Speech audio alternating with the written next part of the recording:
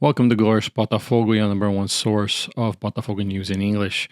Botafogo lost to São Paulo today at São Paulo at the Morumbis by 1-0 in a match in which Botafogo did not take a single shot on target in 49 minutes. The team seemed completely disconnected, and I think it also has to do with the fact that David Ancelotti cannot have a lineup that is consistent. It seems like in every match, if not half, or more than half, or at least half of the team is not the same. Today, he left some players on the bench due to fatigue. We as in the fans, we were asking ourselves, where is Montoro? Where is Santi? Why is Marlon Freitas not playing? Why is Alexander Barbosa not playing? And we didn't get the explanation for that until after the match. And I had a very different video that I was going to record. And I went and I did some things around the house to kind of cool off and come over here with more clear-minded and not as angry as I was, because I was very angry. I was doing my usual, play-by-play thing on X, Twitter. If you don't follow me there, I do a play-by-play. I do my own graphics and all this and all that. And I just didn't post anything because nothing was happening on our side.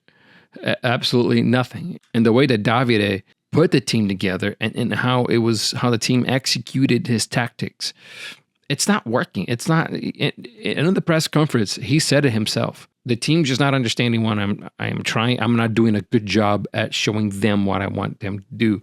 And it's not happening. You can see that he was visibly frustrated, visibly, I don't know if angry is a word, maybe annoyed is a better word. He was visibly annoyed with the results. He was visibly annoyed with the situation. I don't know exactly what's going on. I don't know if it's, if their physical training during the week is going too hard for these players to have all these kind of issues and problems. Neto, for example, today he went to pass a ball and he felt the muscle in his leg just go. And Léo Link had to come in, and let's just say Léo Link did a great job. And Neto, I think Vitinho, Caio Pantaleão, and Neto were at fault for São Paulo's goal because Neto just didn't go for the ball. The ball was inside the 6. Any ball inside the 6 should be the keeper's ball. Dive on it, punch it, do whatever you need to do. If it's inside the 6, it is your ball. And Neto just didn't come out. And yet again, he makes another mistake that cost us the victory.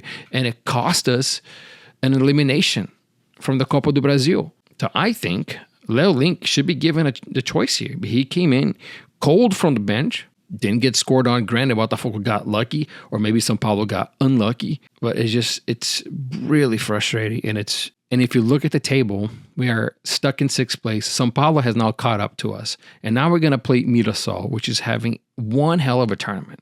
I am not so sure that we are going to beat Mirassol on Wednesday.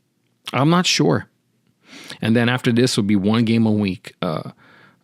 Botafogo may have another game to make up in the Brasileirão. I think we might have one more. But it's basically one match a week. And we have to qualify for the Libertadores, because if we don't, we are out of the Libertadores and of the Copa do Brasil. We would only have the Brasileirão and the state championship next year, and that is it. So what's going to happen if we don't get the Libertadores? Is John Textor going to fire Ancelotti?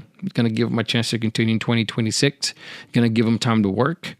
Are we going to take the Carioca seriously this year or next year? Because it'll be the only other title except for the Brasileirão that we can actually win. If Botafogo does not qualify for the Libertadores in 2026, we were going to have a hard 2026 in terms of financials, in terms of squad, in terms of everything. So it's very imperative and it's very important for us to qualify for that. That's what happens when you don't take the Carioca seriously. You don't qualify for the Copa do Brasil. And John Textor thinks that we could just do what we did in 2024 and 2025 and we're going to be okay. He said it himself. If I stay here and I list the things that I've done wrong this season, we would be here all day. So damn it, start doing it right. We don't have more time to waste, John. That is it. We are at the end of our rope here. If we don't turn this around and turn this around quick, it's going to be a free fall from here. Free fall. Forget the title. Forget the title. qualify for the Libertadores. And that's all you need to put in your head right now. The title needs to be a consequence of maybe perhaps a good run in this Brasileirão. But I just don't see it right now.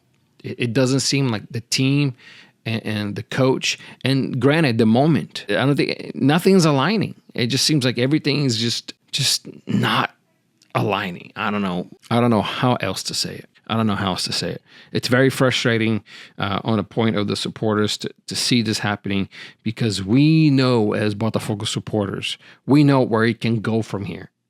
We know. But I don't think Davide Ancelotti has understood how Brazil works. Botafogo will play Mirassol at 5:30 on Wednesday. 5:30 p.m. U.S. Central Time. I'm going to miss that match, unfortunately.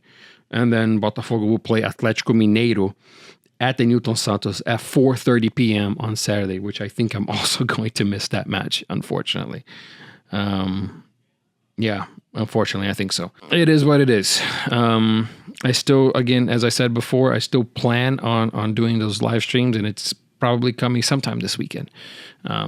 Where I will play FC 26, and hopefully everything will go according to plan. If not, then we'll figure something out. And I will just be here talking to you guys while I play without streaming the actual game. So we will see how that goes. But Botafogo has got to go through Mirassol first this Wednesday, and I hope that things start turning up, because the way they are right now, I don't see us qualifying for anything, and we're going to have a very rough 2026 if that doesn't happen.